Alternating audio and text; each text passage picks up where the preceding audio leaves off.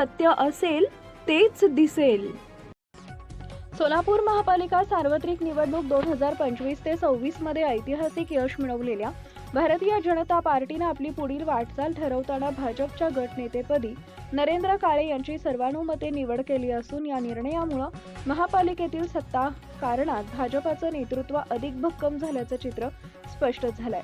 तब्बल 9 वर्षांनंतर झालेल्या या निवडणुकीत भारतीय जनता पार्टीने प्रथमच 102 जागांवर उमेदवार उभे करून मोठ्या ताकदीने निवडणूक लढवली होती.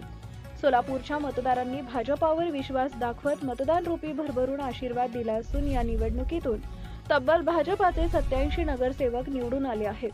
या दणदणीत विजयानंतर भाजपच्या गटनेते पदासाठी कोणाची निवड होणार याकडे संपूर्ण शहराचं लक्ष लागून राहिले होते.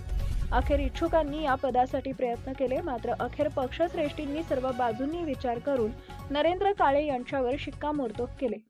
नरेंद्र काळे यांनी यापूर्वी विरोधी पक्षनेते म्हणून महापालिकेत प्रभावी भूमिका बजावली होती.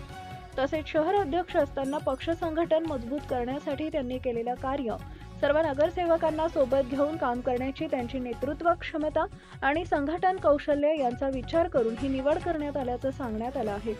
पालकमंत्री जयकुमार गोरे, शहर अध्यक्ष रोहिणी तडवळकर, सोलापूरमधील 3ही आमदार तसेच सर्व नवनिर्वाचित नगरसेवकांनी एकमताने या निवडीला पाठिंबा दिला. नरेंद्र काळे यांच्या नेतृत्वाखाली सोलापूर महानगरपालिकेत भाजपचा गट अधिक सक्षमपणे काम करेल असा विश्वास पक्ष नेतृत्वाने व्यक्त केलाय.